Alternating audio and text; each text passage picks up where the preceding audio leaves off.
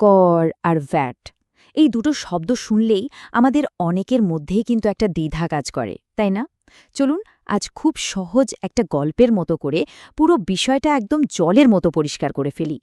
একটু ভেবে দেখুন তো, এই যে আমাদের চারপাশে এত রাস্তাঘাট, বড় বড় হাসপাতাল, স্কুল, এই সব কিছু যে চলছে, এগুলোর জন্য যে বিপুল পরিমাণ টাকা লাগে, সে টাকাটা আসে কোত্থেকে?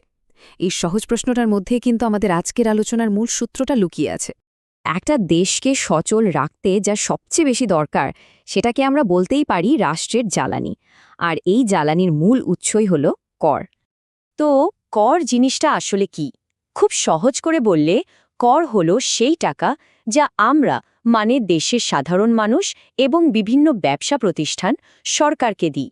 আর সরকার সেই টাকা দিয়েই আমাদের জন্য শিক্ষা, স্বাস্থ্য, নিরাপত্তার মতো জরুরি সেবাগুলো চালায়। বলা যেতে পারে এটাই সরকারের আয়ের প্রধান রাস্তা।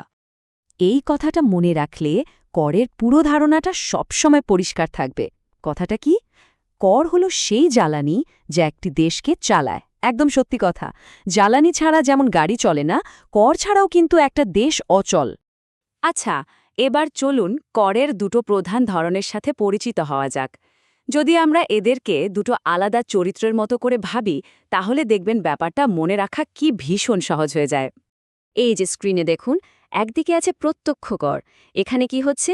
যার উপর করটা বসানো হয়েছে তাকেই সরাসরি টাকাটা দিতে হচ্ছে। এই বোঝাটা আর কারো ঘাড়ে চাপানোর কোনো উপায় নেই। কিন্তু অন্যদিকে দেখুন, পরোক্ষ করের ক্ষেত্রে ব্যাপারটা একদম অন্যরকম। এখানে একজন করটা পরিশোধ করলেও সেই করের বোঝাটা কিন্তু ঘুরে ফিরে অন্য আরেকজনের উপর গিয়ে পড়ছে।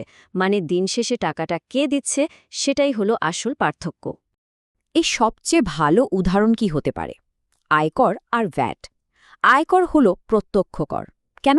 কারণ আপনার আয়ের ওপর যে কর সেটা আপনাকেই দিতে হবে। আর ভ্যাট হলো পরোক্ষ কর।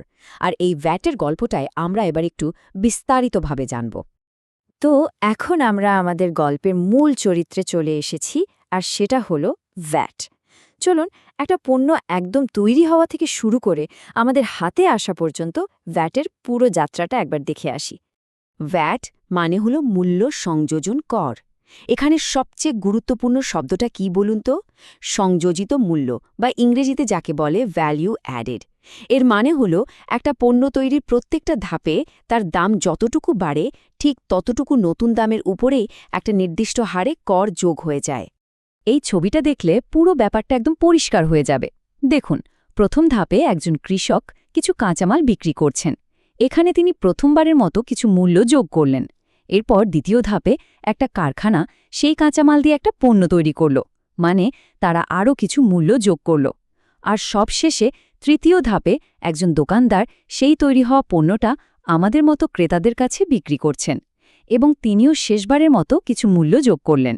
দেখলেন তো কিভাবে ধাপে ধাপে পণ্যের দামটা বাড়ছে? তাহলে বিষয়টা কি দাঁড়ালো?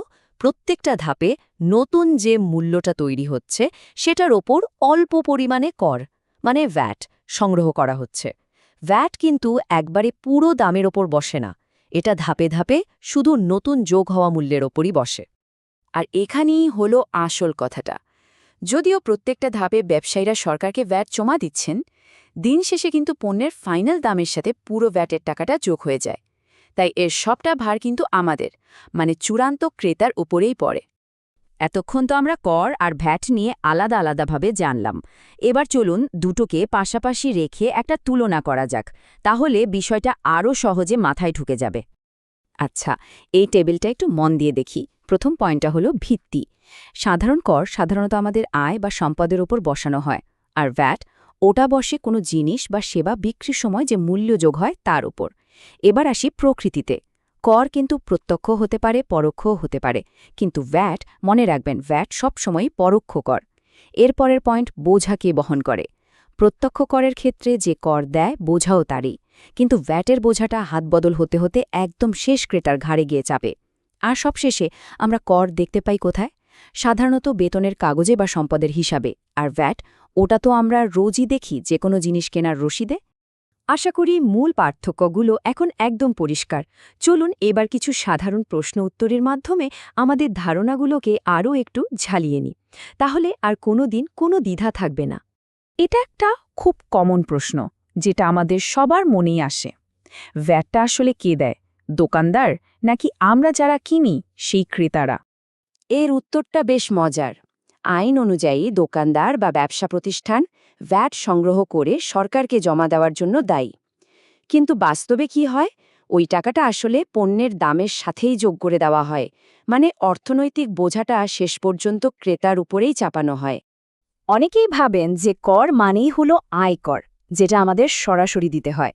কিন্তু এই ধারণাটা কি সত্যি? না, এটা আসলে একটা খুব সাধারণ ভুল ধারণা। আমরা তো শুরুতেই দেখেছি যে করের দুটো প্রধান চরিত্র আছে, প্রত্যক্ষ আর পরোক্ষ।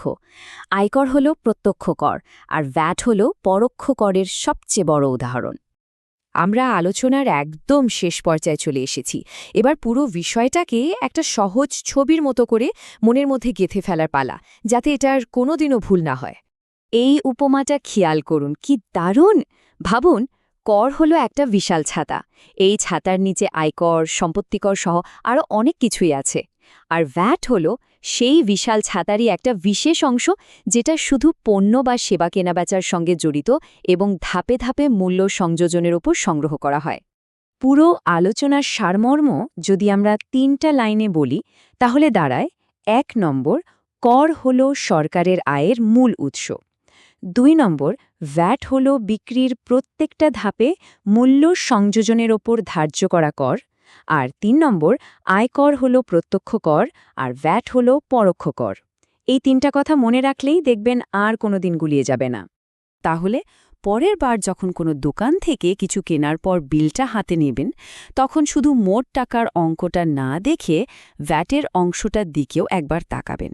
আর একটু ভেবে দেখবেন, এই ছোট্ট সংখ্যাটা আসলে একটা পণ্যের কাঁচামাল থেকে শুরু করে আপনার হাতে আসা পর্যন্ত পুরো যাত্রার গল্পটা বলছে, তাই না?